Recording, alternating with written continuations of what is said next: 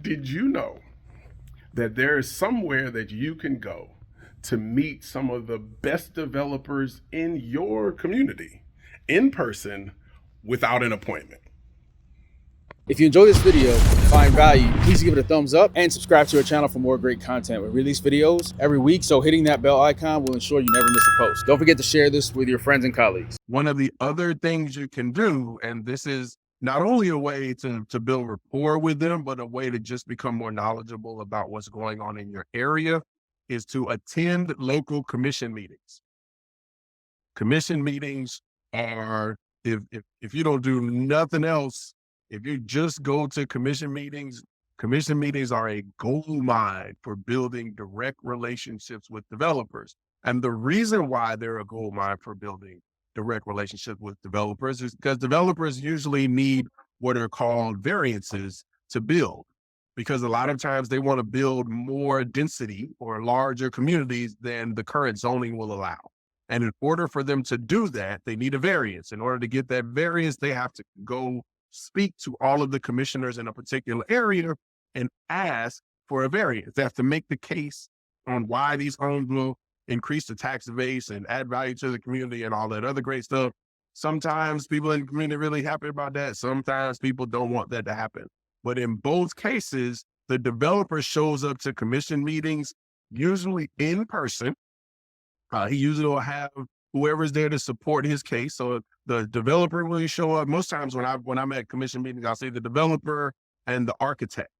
Those are the two people who will be there. Sometimes the interior designer, but it's usually the developer and the architect. And the developer is alone. He doesn't have an entourage. He doesn't have security. He don't have nobody with him. I've seen developers show up to commission meetings with their children. And what that does, one is it lets you know who the developer is, because a lot of times, believe it or not, people don't even know what the developer looks like. So they can see him walking through the mall or standing in the sales center and just think he's some other salesperson. So you get to see exactly who the developer is, what he looks like, what kind of car he drives. So you know if he's at the sales center, stuff like that. And you can talk to them then. But also attending these meetings lets you know what else is going on in the community that may be relevant to that developer also. So if it's a developer that's sort of building one-off homes, and out here, for example, and American Express is building a headquarters 2 miles from where they're built, a community where they're building it, then saying to that developer, hey, man, I may be able to do some marketing targeting some of those executives that are moving here to sell your $2 million custom homes. That developer is going to be like, man, you knew that. That's going to show them that you know the area. It's going to come back to me. It comes back to relationships all the time. And the way you build those relationships is highlighting your expertise. And the way you get that expertise is knowing stuff that other people don't know, and specifically knowing why it's relevant to whoever you're talking to.